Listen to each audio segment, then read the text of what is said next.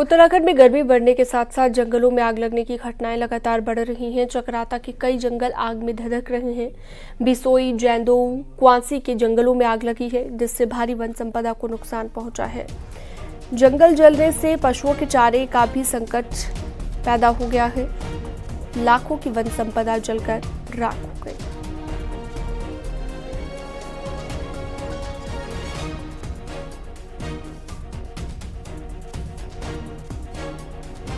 तो गर्मी बढ़ने के साथ आग लगने की घटनाएं लगातार बढ़ रही हैं। एक्सक्लूसिव तस्वीर इस वक्त आप देख रहे हैं, कितनी बड़ी तादाद में भीषण आग लगी है वो आप देख सकते हैं।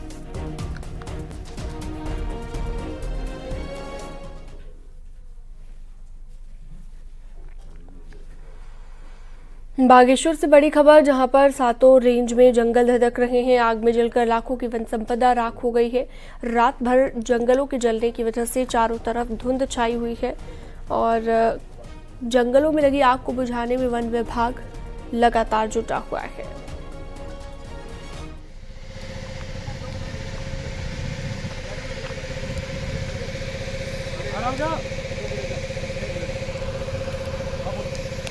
ऐसे बोलते जाओ।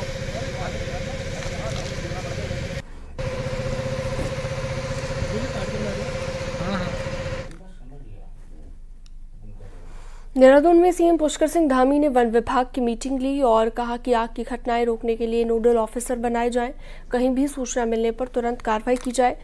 वहीं जिस इलाके में जंगल में आग लगती है वहां संबंधित अधिकारी की जिम्मेदारी तय की जाए।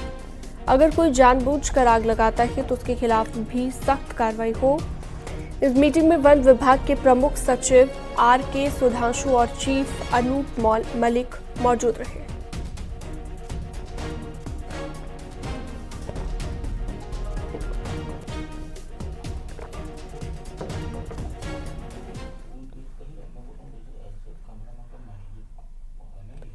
सीएम पुष्कर सिंह धामी ने एक बार फिर से कहा, 5 सीटें बीजेपी जीतेगी और पूरे देश में प्रधानमंत्री नरेंद्र मोदी के नाम पर चुनाव हो रहा है। कम वोटिंग के पीछे की वजह सीएम धामी ने क्या कहा, आपको सुनवाते हैं। परसेंटेज आया निकल के 2014 और 19 से कम है। इसका अलग अलग व्याख्याएं हो सकती है, कांग्रेस अलग, बीजेपी अलग और राजनीतिक विश्लेषण अलग तरीके से कर सकते। आप इसको किस तरीके से देख रहे हैं?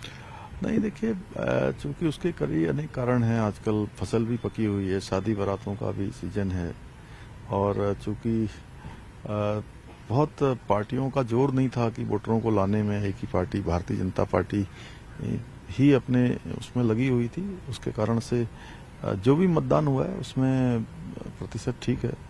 प्रधानमंत्री नरेंद्र मोदी आए और आपका एक बड़ा सपोर्ट है और 2 साल के कार्यकाल पे ये इलेक्शन हुआ। आपको जो पब्लिक का मूड दिखा, आपको ओवरऑल उस मूड को कैसे देखते हैं? पुष्कर सिंह धामी के साथ, नरेंद्र मोदी के साथ वो मूड है?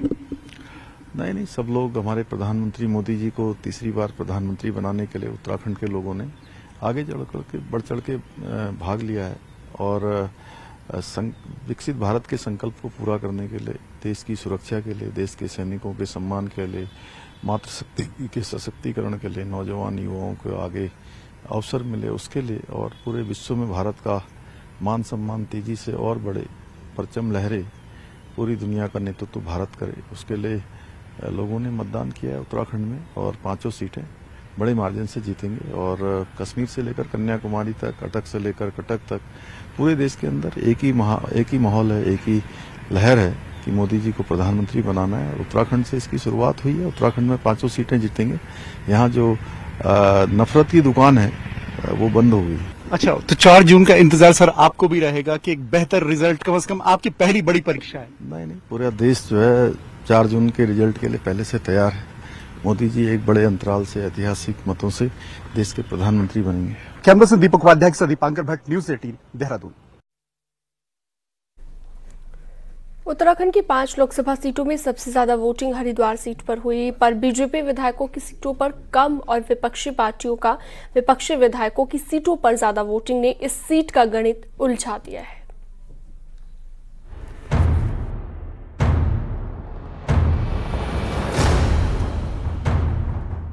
बीजेपी, कांग्रेस और बीएसपी की फाइट वाली सीट हरिद्वार में वोटिंग के बाद समीकरण उलझ गए हैं। पूरे राज्य में कम वोटिंग के बावजूद हरिद्वार लोकसभा सीट में सबसे ज्यादा वोटिंग के मुकाबले को और दिलचस्प बना दिया है। हरिद्वार में इस बार कुल 62.36% वोटिंग हुई, लेकिन बीजेपी के लिए यहाँ अपने विधायकों वाली सीटों पर कम वोटिंग चिंता की वजह है।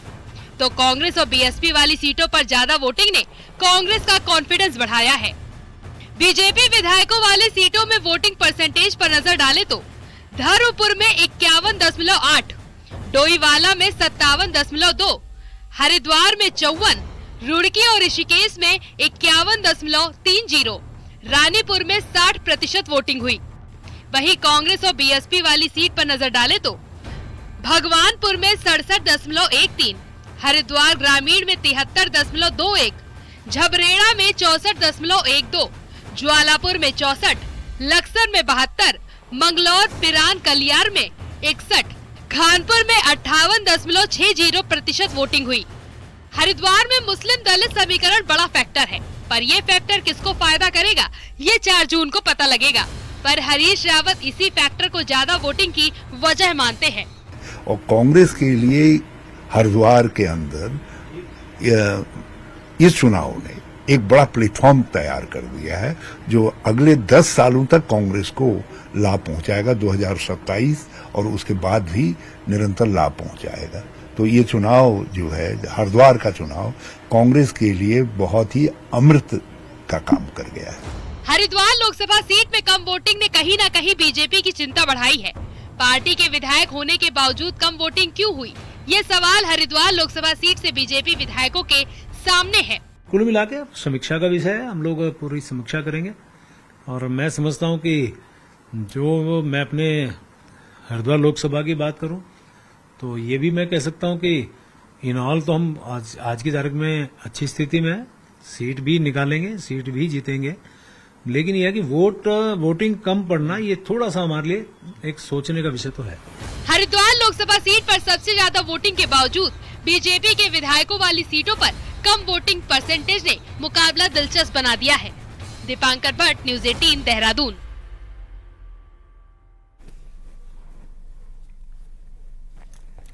उत्तराखंड में बीते चुनावों की तुलना में वोट फीसदी काफी कम हुआ है। वोट परसेंटेज घटा के, जिसके चलते ग्राउंड में बीएलओ द्वारा गंभीरता से काम न करना एक वजह बताई जा रही है। अधिकारी मानते हैं कि चुनाव आयोग ने मतदान के लिए स्वीप के माध्यम से काफी प्रयास भी किए थे मतदान को बढ़ाने के लिए, लेकिन कुछ खामियां जो देखने को मिली है उन पर भी आने वाले वक्त में काम किया जाएगा, जिससे वोटिंग परसेंटेज बढ़ सके। आपको बता दें, इन लोकसभा चुनाव में उत्तराखंड में 55.89% मतदान हुआ, जिसमें हरिद्वार सीट पर सबसे ज्यादा 63.5% मतदान हुआ, जबकि अल्मोड़ा सीट पर 46.94% और टिहरी में 52.57% वोटिंग हुई। पौड़ी में 50.84% वोटिंग हुई, जो कि पिछले 2 लोकसभा चुनाव से कम वोटिंग परसेंटेज है।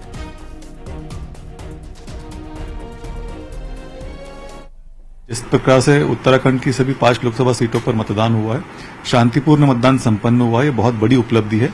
सभी बूथों पर जो है हम लोगों ने प्रयास किया था, उसके अनुरूप हमने आवश्यक सुविधाएं उपलब्ध कराई थी। मतदाताओं में भी अति उत्साह इसमें दिखाई दे रहा था, सभी लोगों ने उत्साहित होकर मतदान किया है। खासतौर पर युवा वर्ग और जो हमारे बुजुर्ग हैं और दिव्यांग श्रेणी के मतदाता हैं और हमारे राज्य की जो महिलाएं हैं, उन्होंने अत्यधिक संख्या में आकर मतदान किया है। और जैसा हमारा हमेशा एक औसत मतदान होता है इस राज्य में, उसके अनुरूप मतदान हुआ है। तो जिस बात का अंदेशा था, आखिरकार अल्मोड़ा पिथौरागढ़ लोकसभा में वही हुआ है। पहाड़ की इस लोकसभा सीट में राज्य बनने के बाद सबसे कम मतदान हुआ है। सूबे की इकलौती रिजर्व सीट ने जहां कम मतदान का रिकॉर्ड बनाया है, वहीं इस रिकॉर्ड ने राजनीतिक दलों की नींद भी उड़ा दी है। एक रिपोर्ट आपको दिखाते हैं। अल्मोड़ा लोकसभा सीट पर लगातार चौथी बार बीजेपी के अजय टम्टा और कांग्रेस के प्रदीप टम्टा के बीच मुकाबला है, लेकिन लगता है इस मुकाबले को लेकर मतदाताओं में जोश ज्यादा नहीं है। मतदान पूरा होने के बाद जो आंकड़े सामने आए हैं, उससे हर कोई हैरान है। हालात ये है कि राज्य बनने के बाद पहली बार इस लोकसभा में सबसे कम मतदान हुआ है। आलम ये रहा कि पूरी लोकसभा में 47% मतदाता भी मतदान केंद्रों तक नहीं पहुँच पाए। देखिए, अगर पूरी लोकसभा की बात करते हैं लगभग 46.9% के आसपास पूरी लोकसभा का है, और अगर हम अपने जनपद की बात करें तो हमारे जनपद का लगभग 45%। राज्य बनने के बाद हुए पहले लोकसभा चुनाव में यहाँ 50% लोगों ने मतदान किया था, जबकि 2009 में ये आंकड़ा 47% तक जा पहुंचा। वहीं 2014 के चुनाव में इस सीट पर 53% से अधिक लोगों ने मतदान किया, जबकि बीते लोकसभा चुनाव में भी तकरीबन 49% लोग मतदान केंद्रों में पहुंचे थे। लेकिन इस बार यहां सिर्फ 46.9% ही वोट पड़ा है। 4 जिलों की इस लोकसभा में सबसे कम वोटिंग अल्मोड़ा में हुई है। यहाँ सिर्फ 45% मतदान हुआ, जबकि पिथौरागढ़ में 48, चंपावत में 51 और बागेश्वर में 54% मतदान हुआ। प्रत्याशी हैं उनकी रिपीटेशन हो रही है। दूसरा जो है पोलिंग बूथों में बड़े दूर दूर हैं और जो है जनता को खड़े रहने का इतना समय जनता देना नहीं चाहती है। तीसरा जो है वो पलायन है, क्योंकि आप सल्ट से लेकर के हमारे जिले के अगर हम देखें तो सारे विधानसभाओं में जो पलायन जहाँ ज़्यादा है वहाँ कम वोटिंग हुई है। इस लोकसभा सीट पर 12 गाँव ने चुनाव बहिष्कार भी किया है। बावजूद इसके 47% से कम मतदान किसी के गले नहीं उतर रहा है। ये बात सही है कि मुख्य राजनीतिक दलों के चेहरों ने मतदान को आकर्षित नहीं किया है। ये भी सही है कि कठिन भौगोलिक हालात भी इसके लिए एक हद तक जिम्मेदार है। फिर भी ये समझ से परे है कि सल्ट विधानसभा में सिर्फ 31, धारचूला और गंगोली हाट में 42% ही वोट पड़ा है। मतदान का ये गिरा ग्राफ उम्मीदवारों की धड़कनें बढ़ा रहा है। न्यूज़ 18 के लिए अल्मोड़ा से किशन जोशी के साथ पिथौरागढ़ से विजय वर्धन उप्रेती की रिपोर्ट।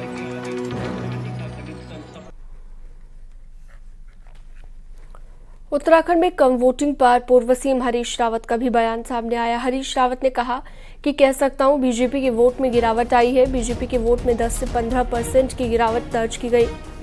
बीजेपी को एक बड़ा नुकसान होने जा रहा है, ये भी उन्होंने कहा। मैं ये कह सकता हूं कि भाजपा का पढ़ने वाला मतदार जो 2019 में 2014 में उनको गया था या विधानसभा के चुनाव में उनके पास गया था, उसमें करीब 10 से लेकर के 12% की गिरावट आई है।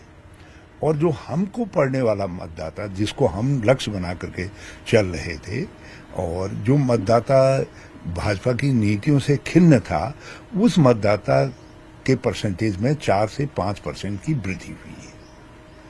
तो इसका अर्थ है कि भाजपा को एक बड़ा लॉस होने जा रहा है। पूर्व सीएम हरीश रावत के चुनाव में बीजेपी को नुकसान वाले दावे पर बीजेपी विधायक मुन्ना सिंह चौहान ने कहा कि हरीश सिर्फ सुर्खियों में बने रहने के लिए ये बयान देते हैं। लेकिन हरीश रावत जी है, बयानों का तो उनका कोई सानी है नहीं। वो किसको कैसे पेश कर दें, ये तो मैं कहूंगा उनको महारत भी है। वोटिंग के बाद उम्मीदवार आराम करने के मूड में दिखाई दिए। करीब 21 दिन तक हरीश रावत ने अपने बेटे वीरेंद्र रावत के लिए प्रचार किया और कहा कि अब आराम का वक्त है। कांग्रेस उत्तराखंड में और इसके अड़ोस पड़ोस में जहां जहां की खबरें मेरे पास हैं, हम निश्चित जीत की तरफ बढ़ रहे हैं।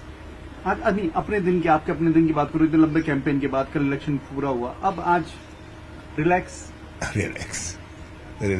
अब वैसे भी हमारे रिलैक्स होने के दिन हैं, तो हम जो शुरुआत जिस दिन से कर ली जाए अच्छी है।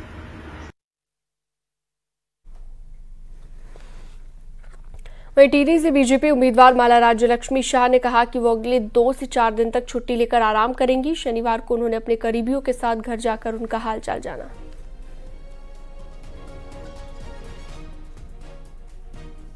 रिलेशंस में they were not well, so मुझे उन लोगों को देखने को मिला नहीं था, तो सुबह मैं उन लोगों के पास गई और अभी आई हूँ। और अब आज मैं दिल्ली जा रही हूँ, क्योंकि 2-3 दिन मुझे भी थोड़ा ब्रेक चाहिए और 25 को तो वैसे भी गाड़ू तेल है, मुझे वापस आना है। तो अच्छा लगा, आज जरा रिलैक्स लग रहा है।